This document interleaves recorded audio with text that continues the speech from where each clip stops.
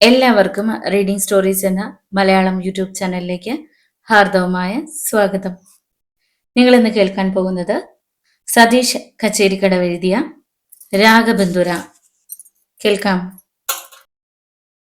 ആദ്യം തന്നെ ഒന്ന് ലൈക്ക് ചെയ്ത് ഹൈപ്പ് കൊടുത്ത് കേട്ടു തുടങ്ങാം. അന്നത്തെ പ്രഭാതം ഉണർന്നത് ഒരു നടുക്കുന്ന വാർത്തയുമായിട്ടായിരുന്നു. ചീറോത്തെ ദേവനാരായണൻ നീണ്ട 7 വർഷത്തെ ജയിൽ ശിക്ഷ കഴിഞ്ഞ് പുറത്തു വന്നിരിക്കുന്നു. അതുകേട്ട് പൂമംഗലം തറവാട് മരണവീട് പോലെയായി. കേശവൻ നായർ നിമിഷങ്ങളോളം ഒരു മൃതദേഹം കണക്കെ ചാരുകസേരയിൽ തളർന്നു കിടന്നു. ജയിലിലേക്ക് പോകും മുമ്പ് ദേവനാരായണൻ ചവച്ചു തുപ്പിയ വാക്കുകൾ അയാളുടെ നെഞ്ചിൽ ഇടിമുഴക്കമായി. കേശവമാമേ, ദേവനാരായണൻ പോകണതേ കൊലമരത്തേക്കല്ല, ജീവപര്യന്തം ശിക്ഷ. വരും, ഒരു നനഞ്ഞ പ്രഭാതത്തിൽ തിരിച്ചു വരും. അന്ന് പൂമംഗലം തറവാടിന്റെ പൂമുഖപ്പടിയിൽ എന്നെയും കാത്ത് ബന്ധുരം ഉണ്ടാവണം. നെഞ്ചിനുള്ളിൽ കോറിയിട്ടോ. എന്നും സന്ധ്യാനാമം ജപിക്കുന്നത് പോലെ മനസ്സിനുള്ളിൽ ഉരുവിട്ടോളൂ. ചെത്തുകാരൻ നാരായണന്റെ മകൻ ജയിലിൽ നിന്ന് വരുമ്പോ താലി ചാർത്താൻ ശിരസ് കുനിച്ച് ഈ തറവാട്ടിൽ ബന്ധുരയുണ്ടാവണം. അതല്ല അവളെ മറ്റാർക്കെങ്കിലും തീരെഴുതി കൊടുക്കാനാണ് ഭാവമെങ്കിൽ ഈ തറവാട് ഞാൻ കത്തിക്കും, കത്തിച്ച് ചാമ്പലാക്കും. ഒപ്പം ഈ തറവാട്ടിലെ 5 അംഗങ്ങളെയും ഒന്നിനെ ബാക്കി വെച്ചേക്കില്ല. പറയണത് മറ്റാരുമല്ല, ഒരിക്കൽ നിങ്ങളെല്ലാം ചേർന്ന് പൂമംഗലം തറവാട്ടിൽ നിന്നും പടിയടച്ച് പിണ്ടം വെച്ച ഭാമിനിയുടെ മകൻ ദേവനാരായണ. നീണ്ട 7 വർഷത്തിന് ശേഷവും ആ ഭീകരവാക്കുകൾ കേശവൻ നായരുടെ കാതുകളിൽ ഇരമ്പി അമർന്നു. ഒപ്പം നെഞ്ചകം പൊട്ടിപ്പിളരും പോലെ ഉള്ളിൽ നിന്നും ചിതറി വീണ ഒരു തേങ്ങലും. ദേവകിയമ്മ അടുത്തു വന്നതും തോളിൽ സ്പർശിച്ചതും അയാൾ അറിഞ്ഞില്ല. കേശോട്ടാ. ദേവകിയമ്മ പതിഞ്ഞ ശബ്ദത്തിലാണ് വിളിച്ചതെങ്കിലും അതൊരു പ്രകമ്പനമായി കേശവൻ നായർക്ക് തോന്നി. ദേവു, ഇന്നലെ എന്ന പോലെ 7 വർഷം കടന്നു പോയിരിക്കുന്നു. കഴിഞ്ഞ 7 വർഷവും എന്റെ നെഞ്ചിനുള്ളിൽ തീക്കനലുകളായിരുന്നു എരിഞ്ഞുകൊണ്ടിരുന്നത്. ഇപ്പൊ അത് അഗ്നിയായി ആളിപ്പടരുകയാ. ആ അഗ്നിപ്രളയത്തിൽ ഞാൻ വെന്തുരുകി ഒരു പിടി ചാരമാകണ പോലെ. കേശവൻ നായരുടെ സ്വരം വല്ലാതെ വിറകൊണ്ടു. കേശോട്ടൻ സമാധാനപ്പെട്.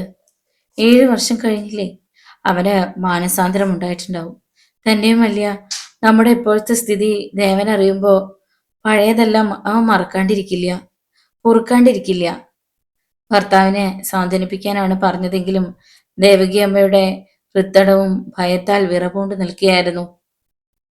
ഇല്ല ദേവു, ദാരിദ്ര്യത്തിന്റെയും കഷ്ടപ്പാടിന്റെയും ഇങ്ങേ അറ്റത്താണ് പൂമംഗലം കേശവൻ നായരെന്ന് അറിയുമ്പോ ദേവന്റെ കരുത്തും വാശിയും കൂടുകയുള്ളൂ.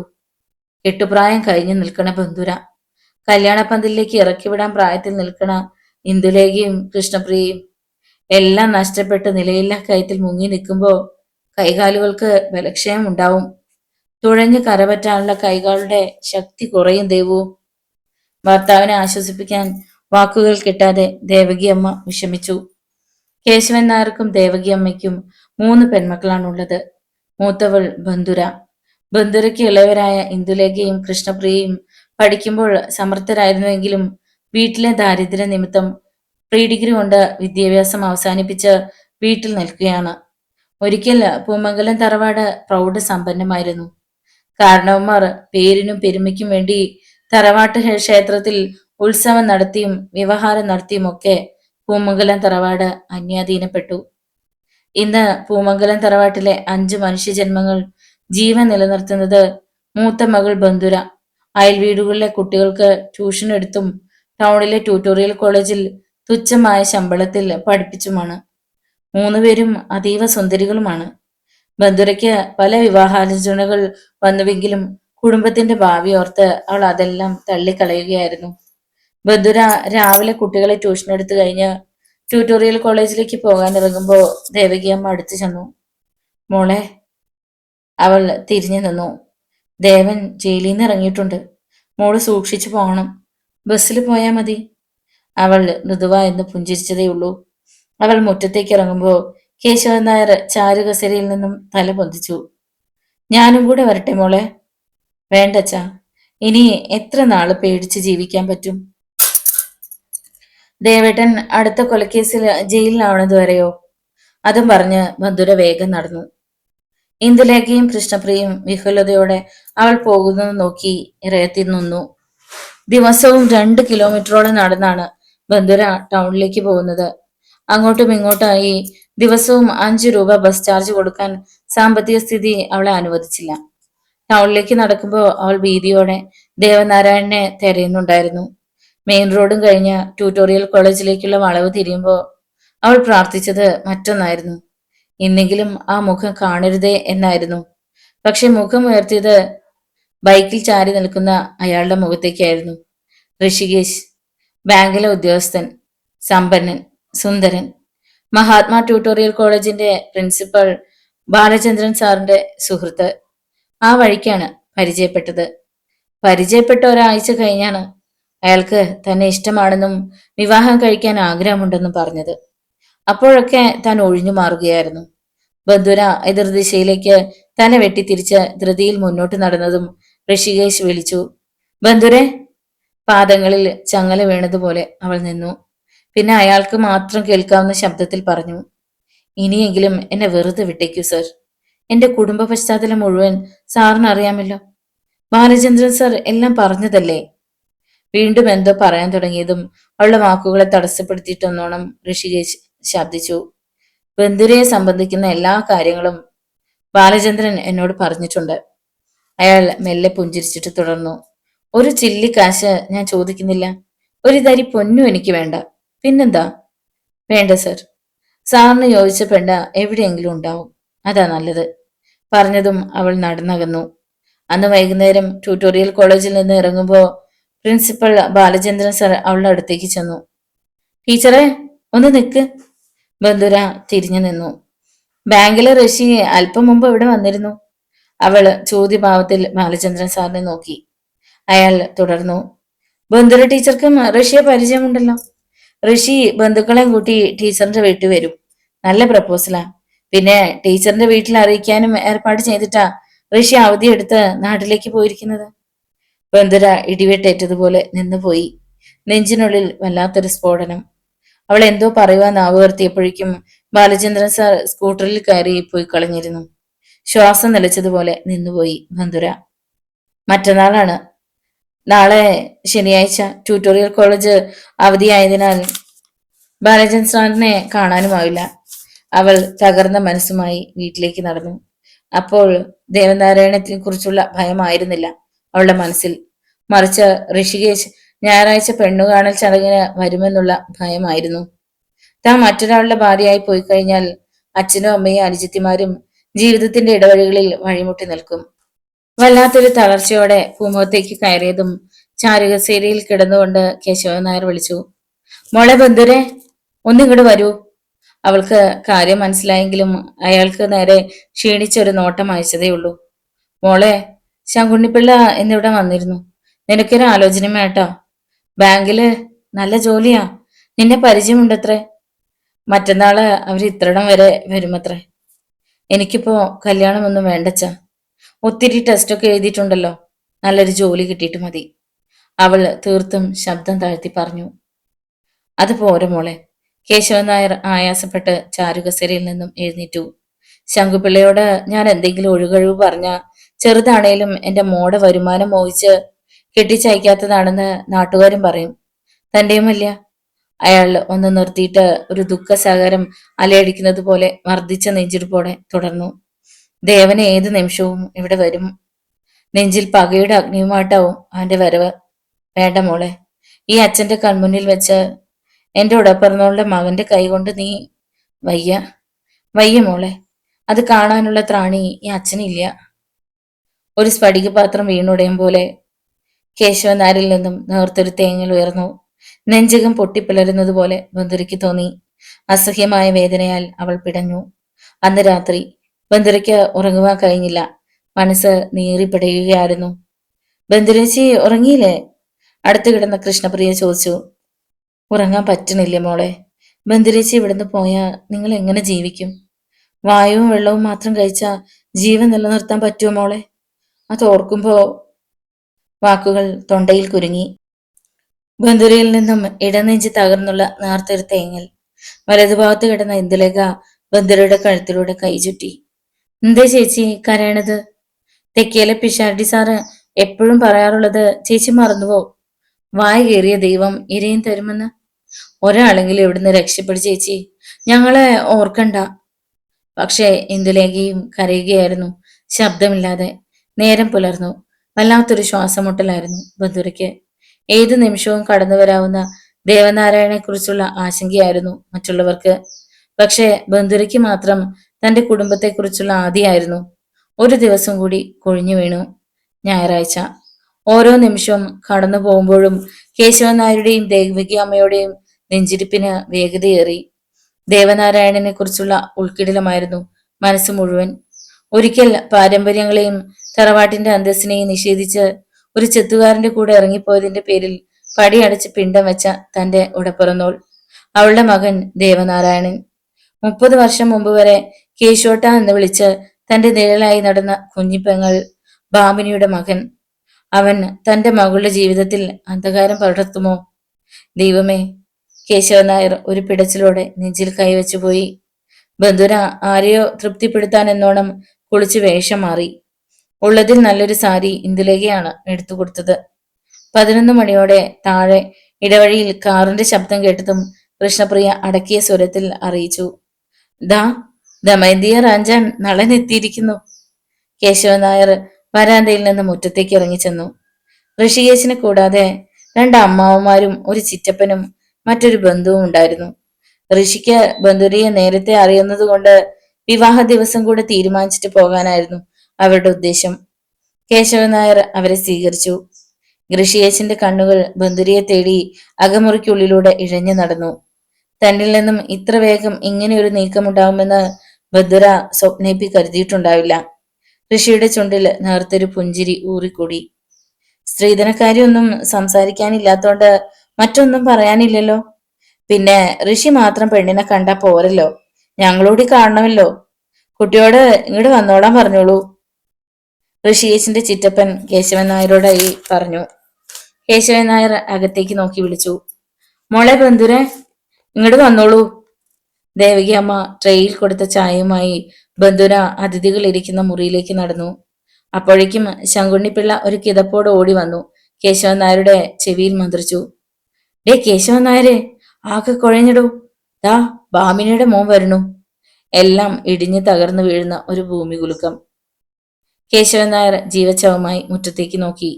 ഒരു അഗ്നിപാതം പോലെ പൂമംഗലത്തേക്ക് ശിരസുയർത്തിപ്പിടിച്ച് കയറി വരുന്ന ദേവനാരായണൻ. അവന്റെ മുഖത്ത് കോപം ഒരു അഗ്നിപർവ്വതമായി ജ്വലിക്കുന്നു. ബന്ധുര ഭാഗരമൃഗത്തിനു മുന്നിൽ അകപ്പെട്ടതുപോലെ നിശ്ചലം നിന്നുപോയി.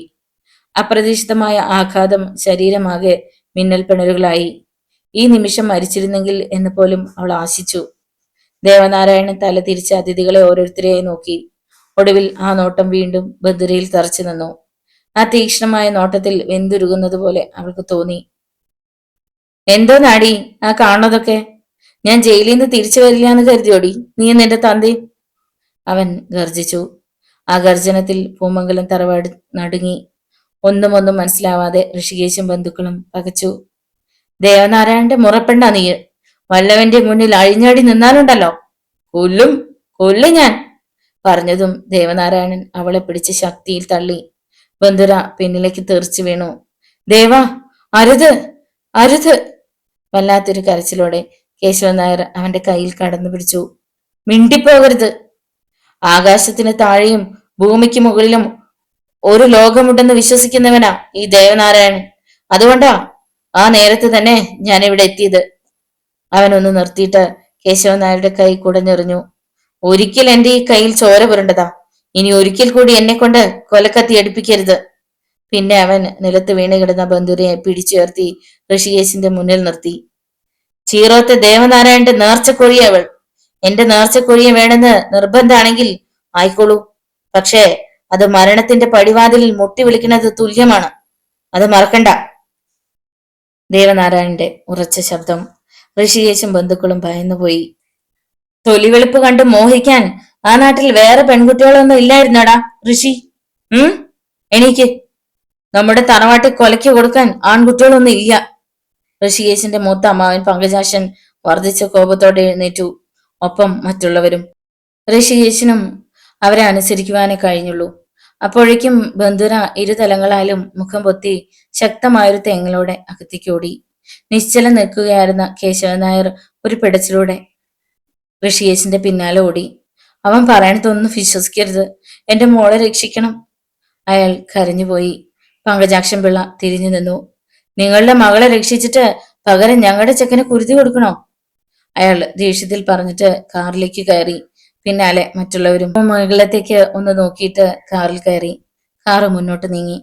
തളർന്നു തകർന്ന് ശങ്കുണ്ണിപ്പിള്ളയുടെ കൈകളിലേക്ക് കേശവൻ നായർ കുഴഞ്ഞു വീണു. വീടിനുള്ളിൽ നിന്നും ദേവകി അമ്മയുടെ അലമുറയിട്ട കരച്ചിലുയർന്നു. ദേവനാരായണൻ കേശവൻ നായരുടെ മുന്നിലേക്ക് ചെന്നു. നോക്ക്, 7 വർഷം മുമ്പ് ജയിലിലേക്ക് പോകുമ്പോ ഞാൻ പറഞ്ഞതാ, എന്നാലും ഒന്നുകൂടി ഓർമ്മിപ്പിക്കുക, ബന്ധുന എന്റെ പെണ്ണ. എന്റെ ഈ ശരീരത്ത് ജീവന്റെ ചെറിയൊരു തുടിപ്പുണ്ടെങ്കില് അവളെ ഞാൻ ആർക്കും വിട്ടുകൊടുക്കില്ല. അത് ദേവനാരായണന്റെ ഒരു വാശിയാ, അല്ല ശപഥമാ. അവൻ കേശവൻ നായരുടെ കണ്ണുകളിലേക്ക് തറപ്പിച്ചു നോക്കിയിട്ട് തുടർന്നു. 30 വർഷം മുമ്പ് പൂമംഗലം തറവാട്ടിലെ തെങ്ങിൻ തോപ്പിൽ ചെത്താൻ വന്ന ചെത്തുകാരൻ നാരായണൻ ഒരു തെറ്റേ ചെയ്തുള്ളൂ. പൂമംഗലത്തിലെ പെണ്ണിനെ സ്നേഹിച്ചു പോയ തെറ്റ്. ഗർഭിണിയായ ആ പെണ്ണിനെ ജീവിതത്തിന്റെ പാതയോരത്ത് ഉപേക്ഷിക്കാതെ കൈപിടിച്ച് കൊണ്ടുപോയ തെറ്റ്. പക്ഷേ പൂമംഗലംകാർ ചെയ്തതോ? ഒരു നേരമെങ്കിലും അവരെ സ്വസ്ഥമായി ജീവിക്കാൻ നിങ്ങൾ സമ്മതിച്ചോ? കുടുംബം പോറ്റാൻ തെങ്ങിൽ കയറേണ്ട എന്റെ അച്ഛന്റെ കൈകൾ നിങ്ങൾ വെട്ടിക്കളഞ്ഞില്ലേ? ഇല്ല, ദേവനാരായണൻ ഒന്നും മറക്കില്ല. ഈ മനസ്സ് കല്ലാണ്, കരിങ്കല്ല. നിങ്ങളൊക്കെ ചേർന്ന ഈ മനസ്സ് കരിങ്കല്ലാക്കിയത്. ചെത്തുകാരൻ നാരായണനും ഭാമിനിയും ഒഴുക്കിയ കണ്ണീരിന് ആ മകൻ കണക്ക് തീർക്കും. ബന്ധുരയെ സ്വന്തമാക്കിക്കൊണ്ട് അതിന് തടസ്സം നിന്ന ഈ പൂമംഗലം തറവാട് ചോര കൊണ്ട് ചുവപ്പിക്കും. പറഞ്ഞതും ദേവനാരായണൻ തലയുയർത്തിപ്പിടിച്ച് മുറ്റത്തേക്ക് ഇറങ്ങി നടന്നു. വല്ലാത്തൊരു നിലവിളിയോടെ ദേവകിയമ്മ കേശവൻ നായരെ കെട്ടിപ്പിടിച്ചു. നമ്മുടെ മോക്ക് മംഗല്യഭാഗ്യം ഉണ്ടാവില്ലേ കേശോട്ടാ? നമ്മുടെ മോള് എന്ത് തെറ്റാ ചെയ്തേ? ദേവു, അറിയില്ല, ഒന്നും എനിക്ക് അറിയില്ല. ദേവകി അമ്മയിലേക്ക് ഭാരം ചേർത്ത് വെച്ച് അയാൾ വിതുമ്പി. അകമുറിക്കുള്ളിൽ നിന്നും ബന്ധുരയുടെയും ഇന്ദുലേഖയുടെയും കൃഷ്ണപ്രിയയുടെയും നേരത്തെ തേങ്ങലുകൾ ഉയർന്നുകൊണ്ടിരുന്നു. 4-5 ദിവസത്തേക്ക് അവർ പുറത്തിറങ്ങിയതേയില്ല. ഒരാഴ്ച കൂടി കഴിഞ്ഞു. അന്ന് വൈകുന്നേരം മഹാത്മാ ട്യൂട്ടോറിയൽ കോളേജിലെ പ്രിൻസിപ്പൽ ബാലചന്ദ്രൻ സർ പൂമംഗലത്ത് വന്നു. ബന്ധുരയ്ക്ക് അയാളെ അഭിമുഖീകരിക്കാൻ കഴിഞ്ഞില്ല. അവൾ വിങ്ങിപ്പൊട്ടി. എല്ലാം ഞാൻ അറിഞ്ഞു ടീച്ചറെ. പോകുന്നതിന് മുമ്പ് ഋഷി എന്നോട് എല്ലാം പറഞ്ഞു. പാവം, ഒത്തിരി സങ്കടപ്പെട്ട പോയത്. ടീച്ചറിനോട് പിണക്കമൊന്നും ഇല്ലെന്ന് പറയാനും പറഞ്ഞു. ഒന്നും മനസ്സിലാവാതെ അയാൾ ബാലചന്ദ്രൻ സാറിന്റെ മുഖത്തേക്ക് നോക്കി. അയാൾ തുടർന്നു. ഋഷി ഇന്നലെ സ്ഥലം മാറ്റം വാങ്ങിപ്പോയി. പോകുന്നതിന് മുമ്പ് ഈ കത്ത് ഏൽപ്പിക്കാൻ തന്നതാ. ബന്ധുരയിൽ വല്ലാത്തൊരു നടുക്കമുണ്ടായി. ഹൃദയം 1000 കഷ്ണങ്ങളായി നുറുങ്ങുന്നത് പോലെ. മനസ്സും ശരീരവും നിമിഷങ്ങളോളം മരവിച്ചു നിന്നു. ബാലചന്ദ്രൻ സാറിൽ നിന്നും കത്ത് വാങ്ങുമ്പോൾ അവളുടെ കൈകൾ വല്ലാതെ വിറച്ചു. കണ്ണുകൾ നനഞ്ഞു. എങ്കിൽ ഞാൻ ഇറങ്ങട്ടെ. നാളെ മുതൽ കോളേജിൽ വരണം. കുട്ടികൾക്ക് എക്സാം അടുത്തിരിക്കുക. ബന്ധുര വർദ്ധിച്ച നെഞ്ചിടിപ്പോടെ കത്ത് തുറന്നു. ബന്ധുരയ്ക്ക് ഒരുപാട് ഇഷ്ടപ്പെട്ടു പോയി. മറക്കാനും വെറുക്കാനും കഴിയണില്ല. ബന്ധുര നിരപരാധിയാണെന്ന് മറ്റാരേക്കാളും നന്നായി എനിക്കറിയാം. എല്ലാം അവസാനിച്ചൊന്ന് കരുതണ്ട. എന്നെ ഇഷ്ടമാണെങ്കിൽ ബാലചന്ദ്ര മാഷിനോട് വിവരം പറയുക. ഏത് നിമിഷവും ഞാൻ വന്ന് കൂട്ടിക്കൊണ്ടുപോയിക്കോളാം. ഒന്നും ഓർത്ത് സങ്കടപ്പെടരുത് എന്ന് ഋഷി. വായിച്ചു തീർന്നപ്പോഴേക്കും അവൾ കിതയ്ക്കാൻ തുടങ്ങി. കൺപീലികൾക്കിടയിൽ നിന്നും 2 നീർമുത്തുകൾ ആ കടലാസിലേക്ക് പിടഞ്ഞു വീണു. പൊട്ടിക്കരയാതിരിക്കാൻ അവൾ ആദരം കടിച്ചു പിടിച്ചു. ആരുടെ എഴുത്താ ചേച്ചി? കൃഷ്ണപ്രിയ ചോദിച്ചു. ബന്ധുര അതിന് മറുപടി പറഞ്ഞില്ല. നെഞ്ചകം പൊട്ടിപ്പിളരുകയായിരുന്നു. അന്ന് രാത്രി കിടക്കുമ്പോ ഇന്ദുലേഖ ശബ്ദം താഴ്ത്തി ചോദിച്ചു, ഋഷി സാറിന്റെ കത്തല്ലായിരുന്നു അത്? ബന്ധുര ചേച്ചിയെ കുറ്റപ്പെടുത്തി വല്ലതും? ഇല്ല, ഇവിടെ നിന്നും ട്രാൻസ്ഫർ വാങ്ങിപ്പോയി. അത് പറയുമ്പോൾ അവളുടെ സ്വരം വല്ലാതെ വിറച്ചു. ഇന്ദുലേഖ പിന്നെ ഒന്നും ചോദിച്ചില്ല. പിറ്റേന്ന് മുതൽ അവൾ കുട്ടികളെ ട്യൂഷൻ പഠിപ്പിക്കാൻ തുടങ്ങി. രാവിലത്തെ ട്യൂഷൻ കഴിഞ്ഞ് ട്യൂട്ടോറിയൽ കോളേജിലേക്ക് പോകാനിറങ്ങി. ചാരുകസേരയിൽ തളർന്നു കിടക്കുകയായിരുന്നു കേശവൻ നായർ. അവൾ അയാൾക്ക് അടുത്തു ചെന്നു. അച്ഛാ. അയാൾ മുഖമുയർത്തി അവളെ ദയനീയമായി നോക്കി. കോളേജിലേക്ക് പോവുക? അവൾ മൃദുസ്വരത്തിൽ പറഞ്ഞിട്ട് മുറ്റത്തേക്ക് ഇറങ്ങി നടന്നു. അവൾ പോകുന്നത് നോക്കി വർദ്ധിച്ച ഹൃദയനൊമ്പരത്തോടെ അയാൾ കിടന്നു. ബന്ധുര കോളേജിൽ ചെന്നപ്പോ സഹപ്രവർത്തകരിൽ പലരും ഒരാഴ്ച വരാത്തതിന്റെ കാരണം തിരക്കി. സുഖമില്ലെന്ന് പറഞ്ഞ് അവരിൽ നിന്നും അവൾ ഒഴിഞ്ഞു മാറി. വൈകുന്നേരം ക്ലാസ് കഴിഞ്ഞപ്പോ ബാലചന്ദ്രൻ സാർ അവളെ ഓഫീസിലേക്ക് വിളിപ്പിച്ചു. ഋഷികേശിനെ കുറിച്ച് സംസാരിക്കാനാണെന്ന് ബന്ധുരയ്ക്ക് അറിയാമായിരുന്നു. ഇരിക്ക്. ബന്ധുര അഭിമുഖമായിരുന്നു. ബാലചന്ദ്രൻ സാർ 4-5 നിമിഷം മൗനം പൂണ്ടു. പിന്നെ പതിഞ്ഞ ശബ്ദത്തിൽ പറഞ്ഞു, ഋഷി പോകും മുമ്പ് ഒരു കാര്യം ഏൽപ്പിച്ചിട്ടാ പോയത്. അവൾ മെല്ലെ മുഖമുയർത്തി. അയാൾ തുടർന്നു, ടീച്ചറിന് സമ്മതമാണെങ്കിൽ ബഹളമൊന്നുമില്ലാതെ രജിസ്റ്റർ ഓഫീസിൽ വെച്ച് കല്യാണം നടത്താമെന്ന്. ടീച്ചറിന്റെ അഭിപ്രായം എന്താണ്? എത്രയും വേഗം ഋഷിയെ അറിയിക്കണമെന്ന് പറഞ്ഞു. അവൾ നിശബ്ദം കേട്ട് ഇരുന്നതേയുള്ളൂ. ഋഷിയുടെ വീട്ടുകാർ തിരക്കിട്ട് കല്യാണാലോചന നടത്തുകയാണ്. എന്താ, സമ്മതമാണെന്ന് ഇന്ന് തന്നെ അറിയിക്കട്ടെ? വേണ്ട സർ. പെട്ടെന്നായിരുന്നു അവളുടെ മറുപടി. ഇതുപോലൊരു ബന്ധം, ഇതുപോലൊരു നല്ല ബന്ധം ഇനി കിട്ടിയെന്ന് വരില്ല, ബാലചന്ദ്രൻ ഓർമ്മിപ്പിച്ചു. ഒന്നും വേണ്ട സർ, എല്ലാം വിധിയാണെന്ന് ഓർത്ത് ഞാൻ സമാധാനിച്ചോളാം. ബന്ധുര പെട്ടെന്ന് എഴുന്നേറ്റ് പുറത്തേക്ക് ഇറങ്ങി നടന്നു. വീണ്ടും ദിവസങ്ങൾ കൊഴിഞ്ഞു വീണുകൊണ്ടിരുന്നു. അന്ന് രാവിലെ കോളേജിൽ ചെന്നപ്പോ അവളെ കാത്തിട്ടെന്നോണം ബാലചന്ദ്രൻ സർ ഓഫീസ് മുറിക്ക് മുന്നിൽ നിൽക്കുന്നുണ്ടായിരുന്നു. ടീച്ചർ നിൽക്ക്. സ്റ്റാഫ് റൂമിലേക്ക് നടക്കുമ്പോ അയാൾ വിളിച്ചു. അവൾ തിരിഞ്ഞു നിന്നു. ഇന്നലെ രാത്രി ഋഷി എന്നെ ഫോണിൽ വിളിച്ചിരുന്നു, എത്രയും വേഗം വിവരം അറിയിക്കണമെന്ന്. ഓഫീസിലേക്ക് നടന്നുകൊണ്ട് ബാലചന്ദ്രൻ സർ പറഞ്ഞു. ഞാൻ സാറിനോട് എല്ലാം പറഞ്ഞുവല്ലോ. ബന്ധുരയും ഓഫീസിലേക്ക് കയറി. ടീച്ചറെ, അയാൾ ശബ്ദം താഴ്ത്തി വിളിച്ചു. ഋഷിക്ക് ടീച്ചർ അത്രയ്ക്ക് ഇഷ്ടമാ, അതുകൊണ്ടാ തിടുക്കപ്പെട്ട് ഇന്നലെ രാത്രി വിളിച്ചത്. അയാൾ ഒന്ന് നിർത്തിയിട്ട് അവളുടെ കണ്ണുകളിലേക്ക് നോക്കി പെട്ടെന്ന് ചോദിച്ചു, ടീച്ചറിന് ഋഷിയെ ഇഷ്ടമല്ലേ? അവൾ ഒരു നിമിഷം മൗനം പൂണ്ടു. പിന്നെ ദൂരേക്ക് ദൃഷ്ടി നീക്കി പറഞ്ഞു, എന്റെ ഇഷ്ടങ്ങളെക്കാളും സ്വപ്നങ്ങളെക്കാളും സുഖത്തെക്കാളും ഒക്കെ അപ്പുറത്താ ബാലചന്ദ്രൻ സാറേ എനിക്ക് എൻ്റെ അച്ഛനും അമ്മയും അനിയത്തിമാരും. അവൾ ഒന്ന് നിർത്തിയിട്ട് വിറയായിരുന്ന സ്വരത്തിൽ തുടർന്നു, എൻ്റെ വീട്ടിലെ സ്ഥിതി സാറിന് അറിയാമല്ലോ. എൻ്റെ ചെറിയ വരുമാനം കൊണ്ട് മാത്രമാണ് കുമംഗലത്തെ അടുക്കള പുകയുന്നത്. ഞങ്ങൾ 5 പേരുടെ ജീവൻ നിലനിൽക്കുന്നത്. ഞാൻ പോയാൽ പിന്നെ അവരെങ്ങനെ ജീവിക്കും സർ? അവൾ നിറഞ്ഞൊഴുകിയ കണ്ണുകൾ സാരി തലപ്പ് കൊണ്ട് അമർത്തി തുടച്ചു. ടീച്ചറെ, എന്തെങ്കിലും ഒന്നും നഷ്ടപ്പെടുത്താതെ നമുക്ക് മറ്റൊന്നും നേടാൻ കഴിയില്ല. പക്ഷേ സർ, ഞാനൊരു നാടൻ പെണ്ണ. എന്നെപ്പോലെ പാവപ്പെട്ട വീട്ടിലെ പരിമിതികളെ കുറിച്ച് മാത്രം ചിന്തിക്ക്.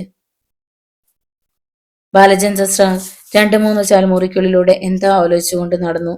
പിന്നെ വീണ്ടും അവൾക്ക് മുന്നിലെത്തി നിന്നു. ടീച്ചറെ, അച്ഛനെയും അമ്മയെയും സഹോദരിമാരെയും കുടുംബത്തെയും മറക്കണമെന്ന് ഞാൻ പറയുന്നില്ല. പക്ഷെ സ്വന്തം ജീവിതം മറന്നുകൊണ്ടുള്ള ഈ കുടുംബസ്നേഹമുണ്ടല്ലോ, അത് അപകടമാണ്. ഒടുവിൽ നടുക്കടലിൽ മുങ്ങിത്താഴുമ്പോ കൈപിടിച്ചുയർത്താൻ ആരും കൂടെ ഉണ്ടായെന്ന് വരില്ല. അതിന്റെ ഏറ്റവും വലിയ തെളിവാണ് ബന്ധുര ടീച്ചറെ, 45-ാം വയസ്സിലും വിവാഹം കഴിക്കാതെ കുടുംബത്തിനു വേണ്ടി മാത്രം ജീവിച്ച ഈ ഞാൻ. ബാലചന്ദ്രൻ സാറിന്റെ വാക്കുകൾക്ക് ഇടർച്ചയുണ്ടായി. ബന്ധുര പൊടുന്നനെ അയാളുടെ മുഖത്തേക്ക് നോക്കി. ടീച്ചർക്ക് അറിയോ, എന്റെ കുടുംബത്തിലുള്ളവരെല്ലാം ഓരോ ശിഖരങ്ങളെ കൂടുകൂട്ടിയപ്പോ ഞാൻ തനിച്ചായി, ആർക്കും വേണ്ടാത്തവനായി. എന്റെ ഗതി ആർക്കും വരരുതെന്ന പ്രാർത്ഥന കൊണ്ടാ ഞാൻ ഇതൊക്കെ പറഞ്ഞത്. ഇനി ഒന്നും പറയാനില്ലെന്ന മട്ടിൽ ബാലചന്ദ്രൻ സാർ മേശമേൽ തലകുമ്പിട്ടിരുന്നു. ബന്ധുര 4-5 നിമിഷം എന്തോ ഓർത്തു നിന്നിട്ട് മുറിക്ക് പുറത്തേക്ക് ഇറങ്ങി. 1-2 ആഴ്ച കൂടി കടന്നുപോയി. അന്ന് ക്ലാസ് എടുത്തുകൊണ്ടിരിക്കുമ്പോ ക്ലാസ് റൂമിലേക്ക് പോസ്റ്റ്മാൻ വന്നു. ഇതാ, ടീച്ചർക്കൊരു കവറുണ്ട്. പോസ്റ്റ്മാൻ അവൾക്ക് നേരെ കവർ നീട്ടി.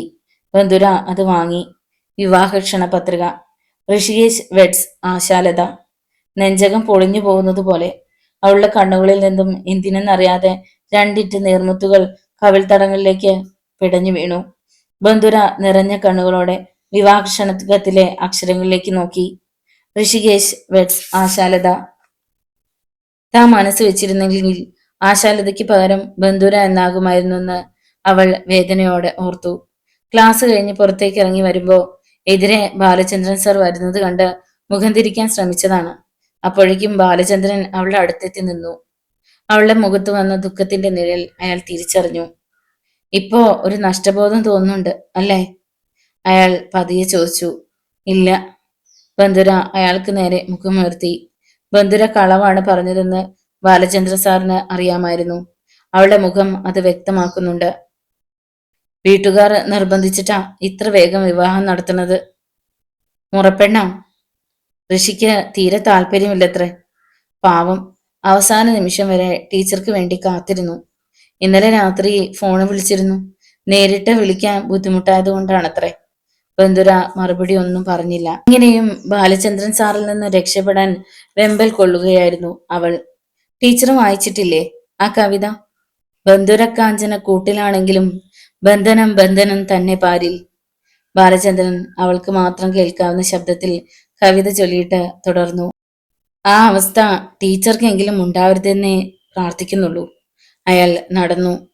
ബന്ധുരക്കാഞ്ചന കൂട്ടിലാണെങ്കിലും ബന്ധനം ബന്ധനം തന്നെ പാരിൽ. അന്ന് ട്യൂഷൻ എടുക്കുവാൻ നിൽക്കാതെ വീട്ടിലേക്ക് പോയി. മകൾ നേരത്തെ വരുന്നത് കണ്ട് ദേവകിയമ്മ വേവലാതിയോട് ചോദിച്ചു, എന്താ മോളെ നേരത്തെ? ദേവനാരായണൻ വഴിയിൽ ശല്യം ചെയ്തോ എന്നായിരുന്നു അവർ ഭയന്നത്. ചെറിയൊരു തലവേദന, അതുകൊണ്ട് ട്യൂഷൻ എടുത്തില്ല. അവൾ കളവ് പറഞ്ഞിട്ട് വേഗം മുറിയിൽ കയറി വാതിലടച്ചു. അവൾ വാനിറ്റി ബാഗിൽ നിന്നും ക്ഷണക്കത്തെടുത്ത് മാറോടമർത്തി മൂക്കം കരഞ്ഞു. അതുവരെ അമർത്തി വെച്ച ദുഃഖം മുഴുവൻ അണപൊട്ടി ഒഴുകുകയായിരുന്നു. എത്ര നിയന്ത്രിച്ചിട്ടും സങ്കടം സഹിക്കാനായില്ല. ഉള്ളു നീറിപ്പിടഞ്ഞു. ചാരിയിട്ട വാതിൽ തുറന്ന് ഇന്ദുലേഖ മുറിയിലേക്ക് കയറി.